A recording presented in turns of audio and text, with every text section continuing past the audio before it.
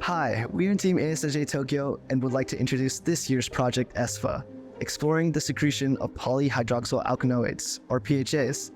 Project ESPHA was initiated to combat the issue of petroleum-based plastics, a progressing issue in Japan and the world.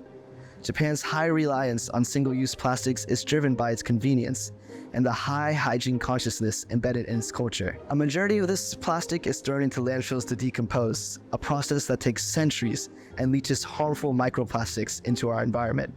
Furthermore, a majority of the plastic that is recycled in Japan is done so thermally, replacing fossil fuels and being burned to produce energy, producing harmful greenhouse gases in the process. This plastic-dependent society, along with the misconceptions in recycling, has perpetuated a vigorous cycle of plastic overproduction, resulting in 370 million tons of plastic produced globally in 2021. With these current trends, production is expected to triple and produce 56 gigatons of CO2 carbon emissions by 2050. Plastic remains a global threat and a major factor in various environmental challenges, already reaching the bottom of the Mariana Trench and the peak of Mount Everest. The current promising alternative revolves around the production of bioplastics such as polyhydroxyalkanoates. PHAs is a family of biodegradable polyesters synthesized by certain types of bacteria to store excess carbon and energy. While promising, widespread use is limited by its high cost. Currently, the cost of producing PHAs are approximately 6 times that of conventional plastics. 30% of costs in the production of PHAs has been associated with the process of extracting PHAs from cells. Furthermore, standard methods of extracting the bioplastics from bacteria include enzymatic digestion and direct chemical extraction, both of which involve toxic chemicals such as chloroform. To combat this obstacle and make PHAs a competitive product in the plastic market, Project ESPHA aims to explore various methods for PHA secretion to ultimately design a system of production that is less costly, more environmentally friendly, and scalable to a larger industrial output. Based on existing literature and reviewing past iGEM projects in the field, we decided to use 3 secretion systems: Type 1 and Type 2 bacterial secretion systems native to E. coli, and a recently discovered vesicular secretion system through the use of vesicle nucleating peptides, also known as VNps.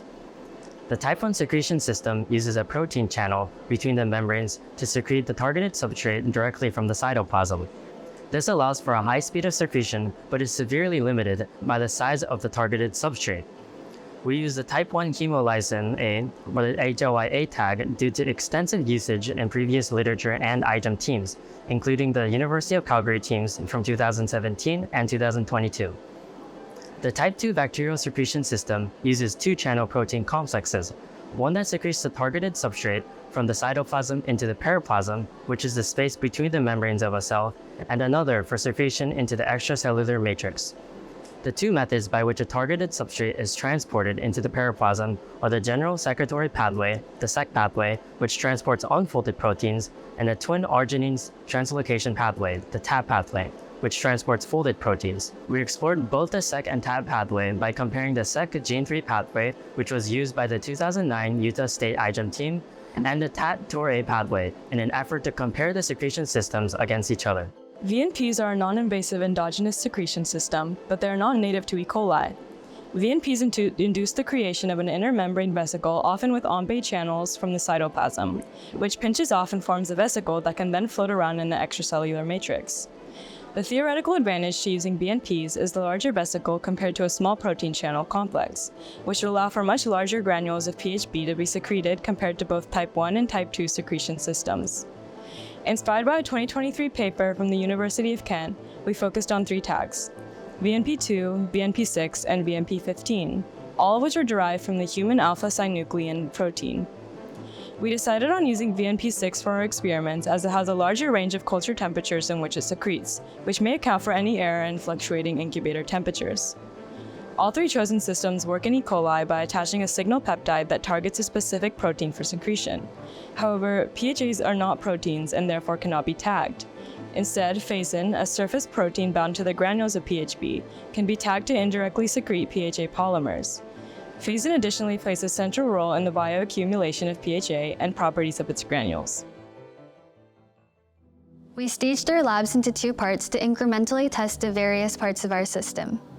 In the first stage, we created a phase and secretion device to verify and evaluate the secretion of phase and fusion proteins in recombinant E. coli using the HlyA type 1 secretion tag, gene 3 and TorA type 2 secretion tags, and the VNP6 vesicle nucleating peptide.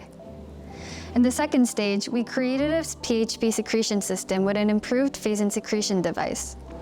We then verified and evaluated the secretion of PHB in recombinant E. coli using the HlyA type 1 secretion tag, gene 3 and TorA type 2 secretion tags, and the vesicle nucleating peptides. In order to confirm the secretion capabilities of the chosen systems with phase-in, we went through multiple iterations of designs which resulted in our final constructs here. Our constructs are fusion proteins of phase-in, green fluorescent protein, a polyhistidine tag for protein purification, and a secretion tag of choice. These constructs allow for fluorescence-based reporting of phase-in production and secretion. The secretion tags were fused to the N-terminus of the phase-in, which resulted in us fusing a polyhistidine tag to the C-terminus of the construct. In the HlyA construct, however, the tag was required to be on the C-terminus, so the positions were swapped. We performed a fluorescence assay that scanned for the presence of GFP in order to verify and quantify phase-in production and secretion. Our fluorescence readings on the 96-Wellplay reader of extracellular portions of E. coli transformed and incubated with our constructs showed that the negative control had no fluorescence, signaling the efficacy of transformation, while the HlyA group had the greatest fluorescence. The TorA and VNP6 groups had lower fluorescence values than the non-secreting positive control, however.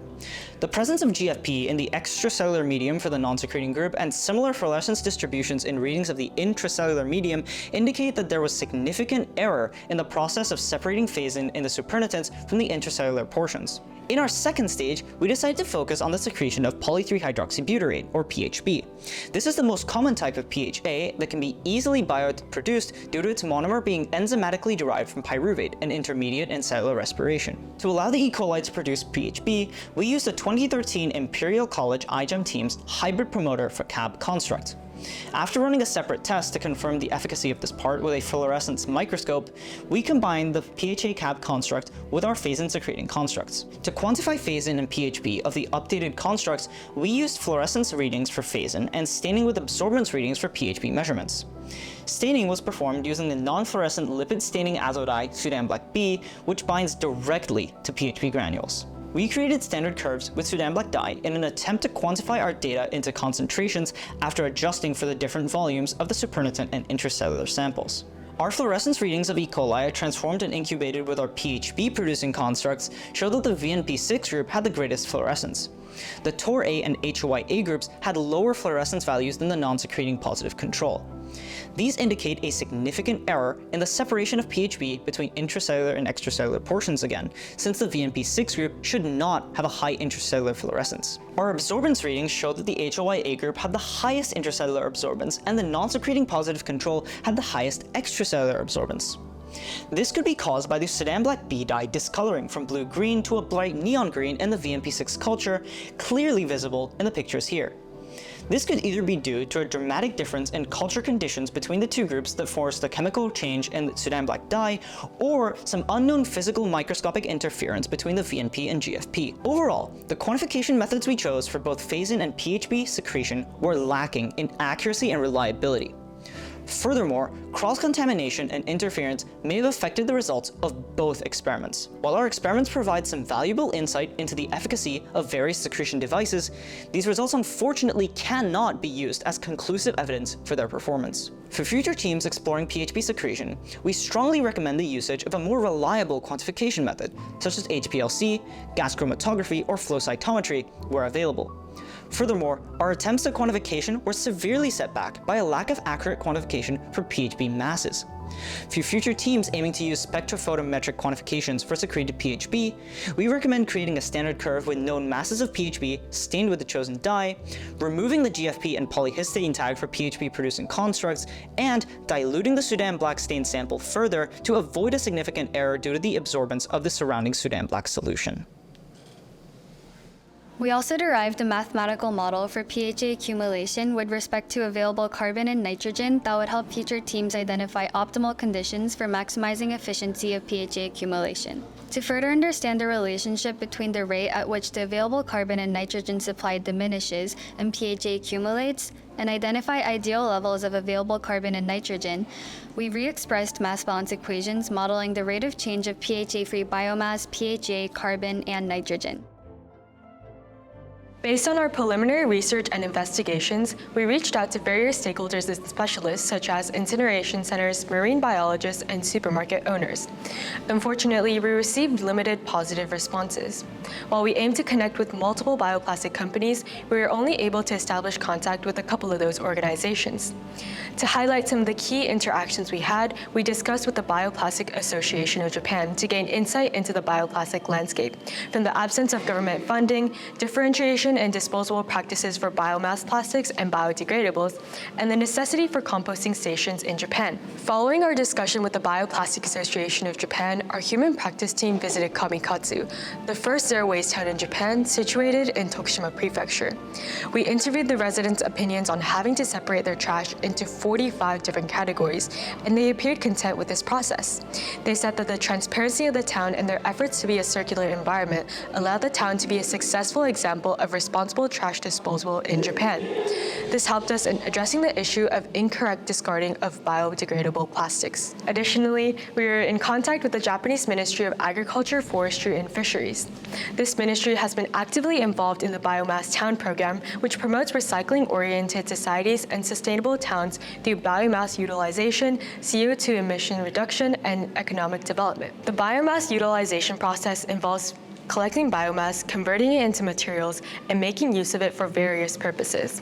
While the full integration of bioplastics such as PLA into biomass towns is still a work in progress, there have been advancements in large-scale production methods, particularly focusing on starch and sugar conversion into lactic acid for bioplastic creation.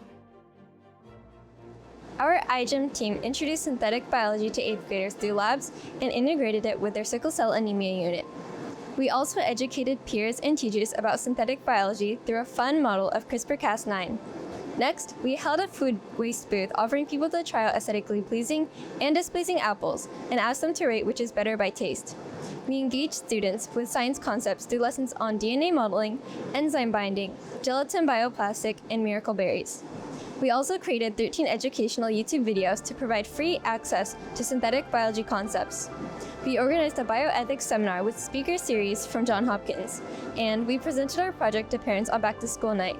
Lastly, we collaborated with the Food Equality Alliance to raise awareness about global food poverty and nutrition privilege.